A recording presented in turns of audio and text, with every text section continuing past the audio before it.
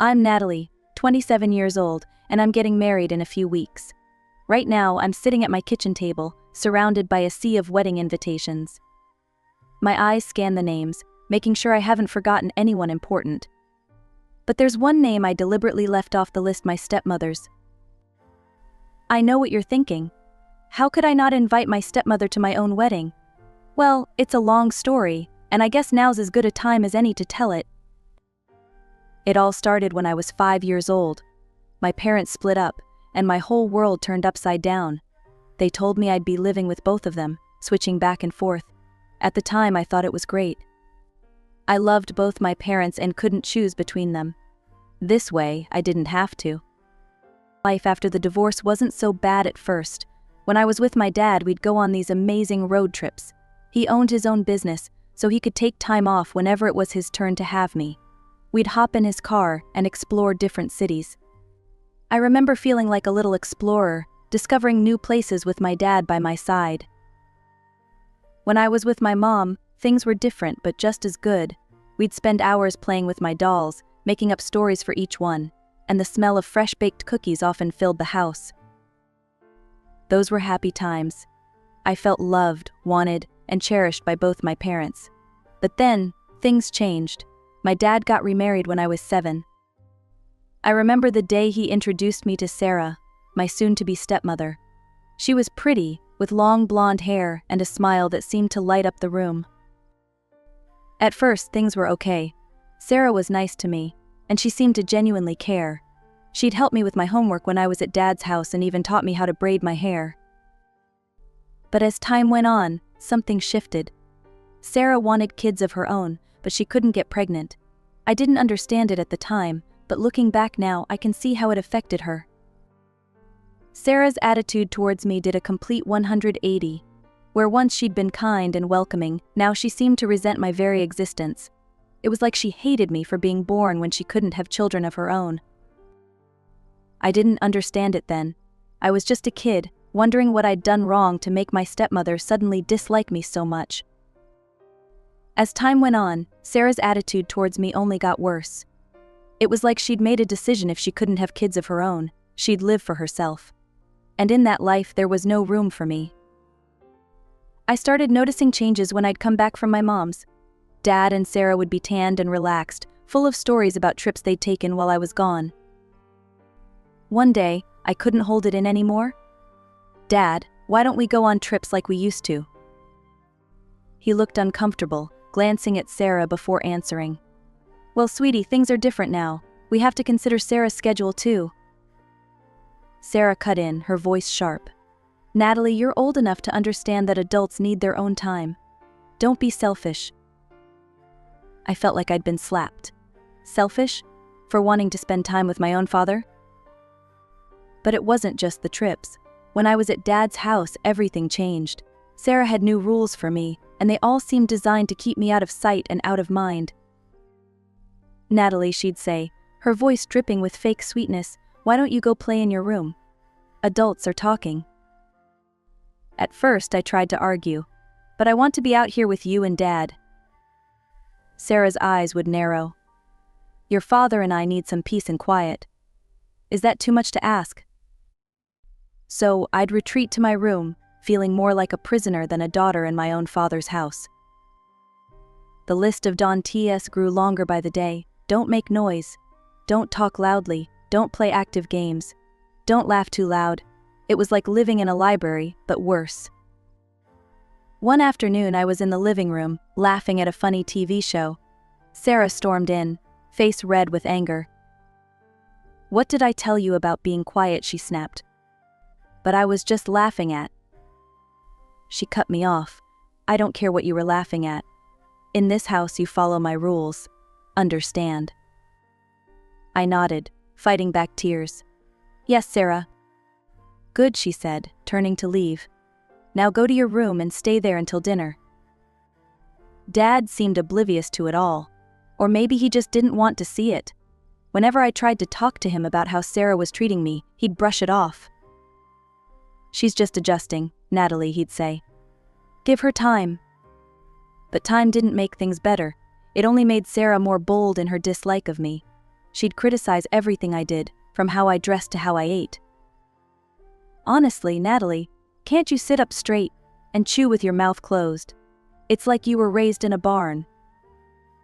I wanted to scream, to tell her that I was just a kid, that I was trying my best, but I knew it wouldn't make a difference.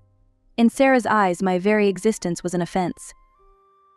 So I learned to make myself small, to be quiet, to stay out of the way.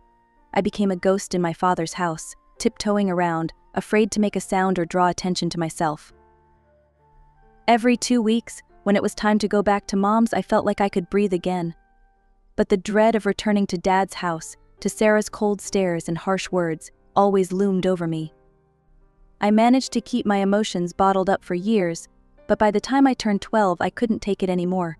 One day, after a particularly nasty encounter with Sarah, I broke down and told Mom everything. Mom listened, her face growing darker with each word. When I finished, she exploded. That thing, she yelled, making me jump. How dare she treat my daughter like this? Before I could stop her, Mom was on the phone with Dad. I've never heard her so angry. Listen here, you spineless excuse for a father, she snarled into the phone. If you don't get your wife under control, I swear I'll take you to court and make sure you never see Natalie again. I felt sick. This wasn't what I wanted. I just wanted things to get better, not worse. A few days later, when I went back to Dad's house, he sat me down for a serious talk. Natalie, he began, his voice stern. We need to discuss your behavior. Sarah has been nothing but good to you. She's trying her best to be a good stepmother, and all you do is complain. I couldn't believe what I was hearing. But Dad, she... Enough, he snapped. Do you realize what you've done? Your mother is threatening to take away my visitation rights. Do you want that? Do you want to never see me again? Tears welled up in my eyes. No, of course not. Dad's voice softened a bit. Then you need to stop this, Natalie. No more complaints about Sarah. She only wants what's best for you. If you keep this up, you'll end up tearing this family apart. Is that what you want? I shook my head, unable to speak through my tears. As he left the room, I felt like my world had shattered. Not only had Dad not believed me, but he'd also made me feel like everything was my fault. I was the problem, not Sarah. From that day on, I stopped complaining. I decided to be the perfect stepdaughter, to do everything Sarah wanted, just so I wouldn't lose my dad. I became a shadow in the house, quiet and obedient. I had no say in anything, but at least I still got to see my father, even if he seemed more like a stranger with each passing day. Life at Mom's house was a different story. A few years after the divorce from Dad, Mom met Robert. He was kind, funny, and had a daughter of his own, Lily, who was a year younger than me. Over time, I fell in love with both of them. Robert never tried to replace my dad, but he was always there for me. He'd help me with my homework, listen to my problems, and even taught me how to ride a bike, something Dad had always been too busy to do. Lily became the sister I never knew I wanted. We'd stay up late, giggling and sharing secrets. She never made me feel like an outsider. As I got older, the contrast between my two homes became starker. At Dad's, I was a ghost, trying not to upset the delicate balance. At Mom's, I was Natalie, loud, funny, and loved. As I entered my teenage years, my needs naturally grew. Like any kid my age, I wanted the latest gadgets, a cool smartphone, a decent laptop for schoolwork. Dad, to his credit, seemed to understand this. He'd always been generous, and at first he didn't hesitate to buy me what I needed. I remember the day he handed me my first smartphone. But my joy was short-lived. Sarah's disapproving frown said it all. Later that night, I overheard them arguing. You're spoiling her, Tom, Sarah hissed. Do you have any idea how much that phone cost? She needs it for school, Dad defended weakly. Sarah scoffed. Please. She needs it to post selfies and waste time on social media. You're throwing money away. From that day on, Sarah appointed herself as the family's financial guardian. She told Dad she'd help him save money when it came to my expenses. What this really meant was that she'd take control of everything I got. The next time I needed new clothes, Sarah insisted on handling it herself. What followed was a parade of secondhand clothes and shoes, all bought from discount websites or clearance sales. Don't get me wrong, I'm not against secondhand stuff, but Sarah took it to an extreme. More often than not, the clothes were ill-fitting, out of style, or just plain uncomfortable. But I didn't dare complain. I still remembered Dad's warning about tearing the family apart. The irony of it all, while I was forced to wear hand-me-downs, Sarah never skimped on herself. Her closet was a fashion magazine come-to-life, designer shoes, branded bags, clothes from the latest collections. She'd spend hours preening in front of the mirror, adjusting her perfectly coordinated outfits. Things came to a head when I graduated high school. Dad had promised me a car, nothing fancy, just something to get me around. I was over the moon. Finally, a sign that he still cared, that he saw me as more than just an inconvenience in his new life. But Sarah, true to form, couldn't let it happen. The night before we were supposed to go car shopping, all hell broke loose. A car, Sarah shrieked. "Are you out of your mind, Tom? We can't afford it. Besides, I need a new car. Mine is almost 3 years old." I listened from my room, heart sinking with every word. I knew how this would end. Sure enough, the next morning, Dad came to me with that look on his face, the one that said he was about to disappoint me again. "Natalie, honey," he began, not meeting my eyes. "About the car." I saved him the trouble. "It's okay, Dad. I understand. We can't afford it, right?" He looked relieved that he didn't have to say it himself. Right. "But hey, I promise I'll pay for any college you want to go to, and your accommodation too. How's that sound?" I forced a smile. "Sounds great, Dad. Thanks." As he left my room, I heard Sarah's voice from downstairs. "Tom, dear, when are we going to look at that new Jeep I wanted?"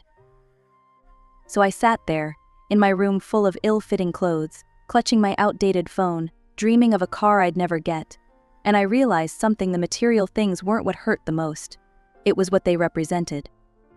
Every second-hand shirt, every denied request, every broken promise was just another way of saying, "You're not worth it, Natalie." When it came time to choose a college, I poured my heart into researching the best options. I finally found one that seemed perfect: great program, beautiful campus, and not too far from home. I was ecstatic when I got accepted. But as soon as Sarah saw the tuition fees, all hell broke loose. "Are you kidding me?" she screeched, face turning red. "This is highway robbery." Dad tried to calm her down. "Now, Sarah, we did promise Natalie." "I don't care what we promised," Sarah interrupted, practically foaming at the mouth. "We are not paying this much for her to party for 4 years. She stormed off and returned with a handful of brochures. Here she thrust them at Dad. "These colleges are much more reasonable, and they're farther away. It'll teach her some independence." And just like that, my dreams were crushed again. I ended up at Sarah's choice of college, cheaper, yes, but also far from everything and everyone I knew. Mom and Robert were thrilled when they heard I was going to college. They didn't know about the behind-the-scenes drama, and I didn't have the heart to tell them. Why burden them with my problems? Despite everything, I threw myself into my studies. I was determined to make the most of this opportunity, even if it wasn't exactly what I'd hoped for. I'd come home for holidays, splitting my time between Mom's welcoming house and Dad's. Well, Dad's house. It was during one of these breaks that everything finally came to a head. Sarah was having a birthday party, and to my surprise, Dad called and asked me to come. "Sarah would love to see you," he said, though I could hear the uncertainty in his voice. I was skeptical, but a small part of me hoped that maybe, just maybe, things were changing. So I agreed. I even bought Sarah a gift, a nice scarf I'd saved up for from my part-time job at college. When I arrived at the house, the party was in full swing. I took a deep breath and approached Sarah, gift in hand. "Happy birthday, Sarah," I said, forcing a smile. "I hope you like." I never got to finish. Sarah's face contorted with rage. "What are you doing here?" she hissed, loud enough for nearby guests to hear. I stammered, confused. "But Dad said you wanted me to come." "Get out," she shrieked. "You're not welcome here. How dare you show up and ruin my party?" I stood there, frozen in shock. The room had gone silent, all eyes on us. Sarah snatched the gift from my hands and, without even looking at it, tossed it in a nearby trash can. "I don't want anything from you. You're not worthy to be here among my friends. Leave. Now." Tears stung my eyes as I turned and fled. I ran up to my old room, grabbing the few belongings I'd left there over the years. As I reached for the front door, I heard Sarah's laughter floating from the living room, as if nothing had happened. As if she hadn't just publicly humiliated her stepdaughter and thrown away a heartfelt gift. I slammed the door behind me and walked away from that house for what I promised myself would be the last time. I went straight to Mom's, where I broke down and finally told her everything, all the years of mistreatment, the manipulation, the broken promises. Mom was furious, but more than that, she was heartbroken for me. "Oh, sweetheart," she said, holding me close. "I had no idea. I'm so sorry you went through all that alone." As I cried in my mother's arms, I felt a weird mix of sadness and relief. Sad for the relationship with my father that I'd probably never have, but relieved to finally be free from Sarah's toxic presence. The day after Sarah's birthday disaster, my phone rang. It was Dad. I almost didn't answer, but a part of me still hoped he'd apologize, that he'd finally see the truth. "Natalie," he said, his voice stern, "why did you leave Sarah's party so abruptly? She was quite upset." My blood boiled. "That's not what happened." She yelled at me in front of everyone and threw my gift in the trash. She kicked me out. There was a pause, then Dad's voice came back, cold and angry. "I can't believe you'd make up such lies about Sarah. Why are you trying to denigrate my wife? Call me when you're ready to apologize to Sarah." The line went dead. I stared at my phone, tears streaming down my face. That was the moment I realized I'd truly lost my father. The next few years were a blur. I threw myself into my studies, graduated college with honors, and landed a decent job. I saw Dad a handful of times, always on neutral ground, a cafe, a park, never at his house. About a year after graduation, I met Jason at work. He was a few years older, kind, funny, and most importantly, he really saw me, not as an inconvenience or a burden, but as a person worthy of love and respect. 4 years flew by. Jason and I moved in together, adopted a cat named Muffin, and built a life filled with love and laughter. Then, on a random Tuesday evening as we were doing dishes after dinner, Jason turned to me and proposed. And just like that, I was engaged. As the initial excitement settled, the reality of wedding planning set in. Which brings us back to where this story began, me, surrounded by wedding invitations, grappling with the question of whether to invite Sarah. In the end, I decided to send an invitation to Dad alone. I couldn't bring myself to include Sarah, not after everything that had happened. As I sealed the envelope, I felt a mix of sadness and resolve. I was starting a new chapter in my life, and I wanted it to be free from the shadows of the past. A week after I sent out the invitations, my phone rang. It was Dad. I answered, expecting the usual awkward small talk. Instead, I got an earful of fury. "How dare you," he bellowed, not even bothering with a hello. "How could you disrespect Sarah like this? You invited me to your wedding but not her, after everything she's done for you." I couldn't help it. I laughed. A short, bitter laugh that seemed to shock Dad into silence. "Everything she's done for me," I repeated, my voice dripping with sarcasm. "Dad, are you hearing yourself right now?" "She raised you for years," he shot back. "She put so much love and care into." "Love and care," I interrupted, my calm finally snapping. "When, Dad? When did she ever show me love or care? Was it when she made me wear second-hand clothes while she bought designer outfits? Or when she convinced you not to buy me a car for college? Oh, I know it must have been when she threw my birthday gift in the trash and kicked me out of her party." There was silence on the other end of the line. Then, in a quieter voice, Dad said, "Natalie, I'm sure you're exaggerating. Sarah wouldn't." "Wouldn't what, Dad? Wouldn't treat me like crap for years? Wouldn't make me feel unwelcome in my own home? Wouldn't consistently prioritize her own wants over my needs? Because she did all of that and you let her."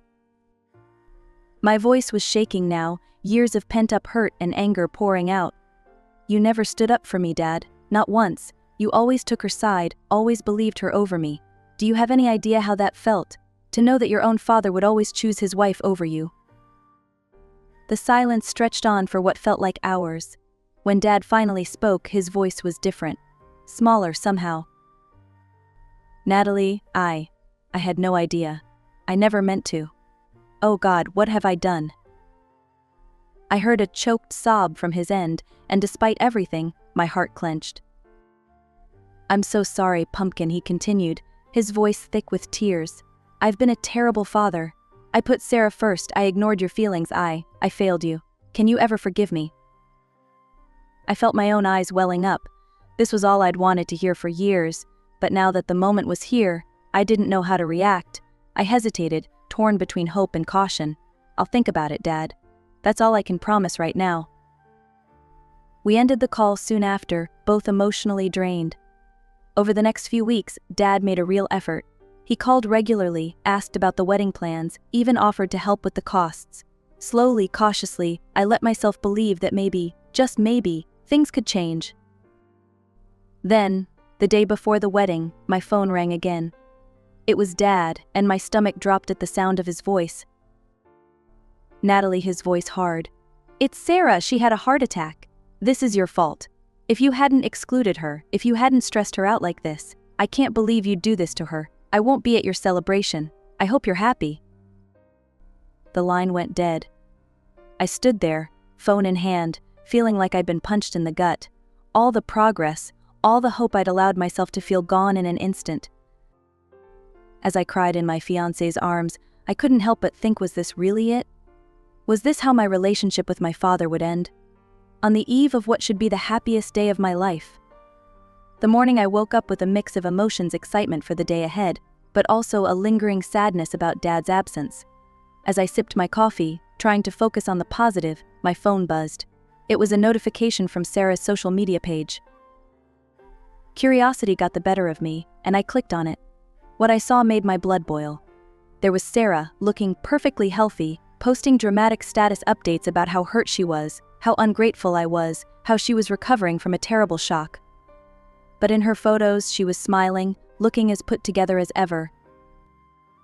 As I scrolled through the posts, my phone rang. It was Carol, one of Sarah's old friends from the neighborhood. "Natalie, it's Carol. Look, I shouldn't be calling you, but you need to know something. Sarah. She faked the heart attack. I overheard her bragging about it to some friends. She did it to make sure your dad wouldn't come to your wedding. I'm so sorry, honey." I thanked Carol and hung up, my mind reeling. Part of me wanted to call Dad immediately to expose Sarah's lies, but then I stopped. What would be the point? He'd made his choice, time and time again. He'd chosen Sarah over me, believed her lies, let her mistreat me for years. This was just the final nail in the coffin. As I got ready for the wedding, surrounded by my mom, my stepsister Lily, and my bridesmaids, I pushed thoughts of Dad and Sarah out of my mind. This was my day, and I refused to let them ruin it. But there was still one problem. "Who's going to walk me down the aisle?" I asked, my voice small. Mom and Lily exchanged glances. Then Mom spoke up, "Honey, Robert would be honored to do it, if you'd like. He loves you like his own daughter, you know." I felt a lump in my throat. Robert, my stepdad, who'd been more of a father to me in many ways than my own dad. Who'd always supported me, always made me feel welcome and loved. "Really?" I asked, looking at Robert. He smiled warmly. "Nothing would make me prouder, Natalie, but only if that's what you want." In that moment I realized something important. Family isn't just about blood, it's about love, support, and being there for each other. Robert had been that for me, consistently for years. "I'd love that, Robert." "Thank you," I said, giving him a hug. The wedding was beautiful. As Robert walked me down the aisle, I saw Jason waiting for me, his face lit up with love. I saw my mom, Lily, and all our friends and family smiling and crying happy tears. In that moment, I knew I had all the family I needed right here. A few days after the wedding, as Jason and I were preparing to leave for our honeymoon, I decided to post some wedding photos online. Almost immediately, a nasty comment appeared under one of the pictures. "Look at that," Sarah's comment read. being walked down the aisle by a stranger while her own father wasn't even invited. Shameful. I stared at the comment, a familiar anger bubbling up inside me. But then I felt Jason's hand on my shoulder. "You okay, Nat?" he asked, concern in his eyes. I looked at my husband, then back at the phone. Suddenly, Sarah's words seemed small, petty, and utterly unimportant. "You know what? I am okay," I said, surprising myself with how much I meant it. "In fact, I'm better than okay." Without another thought, I blocked Sarah's account. Then, after a moment's hesitation, I blocked Dad's too. It was time to close that chapter of my life for good.